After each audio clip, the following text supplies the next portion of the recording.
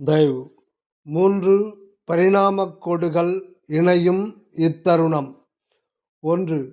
இப்பிரபஞ்ச தோற்றக் காரணமும் இதில் உயிர்களெல்லாம் எண்ணற்ற பிறவிகள் தோறும் வெவ்வேறு உடற்பிறவிகளில் தோன்றி தோன்றி மறைந்து மறைந்து அறிவின் ஏற்றத்தில் பக்குவப்பட்ட பரிணாம வளர்ச்சி.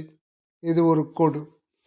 இரண்டாவதாக 84 லட்சம் யோனிபேத உயிரினப் பிறப்பிகளை நெடுங்கோடி காலமாக பல்வேறு அவத்தைகளில் கடந்தும் பற்பல மனித பிறவிகளில் அனித்திய புற உலக பொய்மாயா இன்ப துன்ப அனுபவங்கள் வாயிலாக பக்குவப்பட்டும் முடிவில் திருவருளால் இத்தருணம் இம்மனித பிறப்பில் நாம் வருவிக்கப்பட்டுள்ள நோக்கமும்.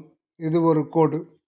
மூன்றாவதாக பல்வேறு சாதி சமய மத யோக மார்க்கங்களிலெல்லாம் புகுந்து புகுந்து அங்கங்கே சொல்லப்பட்ட கற்பனா மூட கொள்கை கோட்பாடுகளை சங்கற்ப விகற்பங்களால் விடாது பற்றி அலைந்து திரிந்து அழுத்த இத்தருணம் திரு அருட்பிரகாச வள்ளலார் வருகை மூலம் திருவருளே மனிதகுலம் முழுவதும் உய்யும் பொருட்டு உதித்த சுத்த சன்மார்க்கத்தின் இலட்சியமும் இலக்கும்.